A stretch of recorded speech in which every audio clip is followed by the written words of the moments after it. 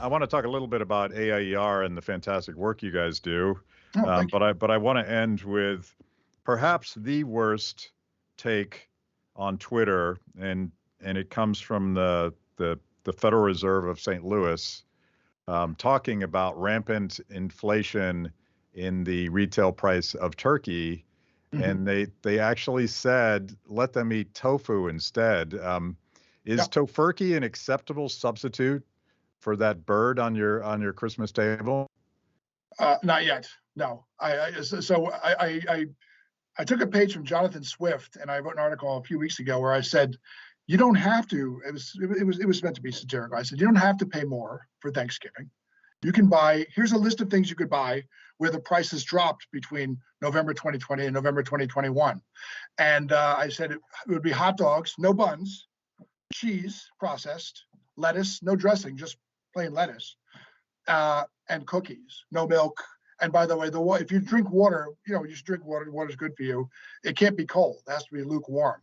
I mean, and that's also, by the way, that's also pretty much the Thanksgiving and dessert and Christmas menu in most prisons. Yeah.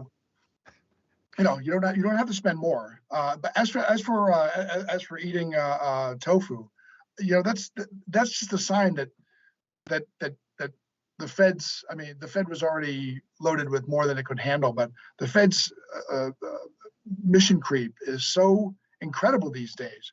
You have the Fed not only weighing in on things like climate change and on inequality, but also now on your diet. Yeah. I mean, Maybe. tongue in cheek or not, Yeah. to me, that's just a sign of their just rampant sort of viral nature in our society. Just the fact that they're even deigning to say things about that. So you just described a potential Christmas under lockdowns, which is a euphemism for imprisoning people in their own homes, and Yep. we'll be eating government cheese and cookies and hot dogs, just Mhm. like they do in prison.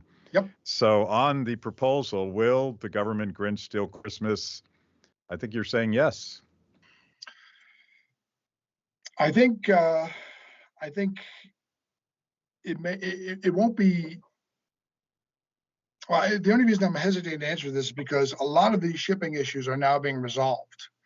But I think the potential for overreaction to Omicron makes the possibility higher that what we would have had if things hadn't changed in the last month or so more realistic. I think we could have much more of a Grinchy Christmas than we would and a holiday season than we would have otherwise because of the timing of Omicron. Okay, that's spoken like a true economist. Well, there's this, and then there's that, and there's these uncertain factors.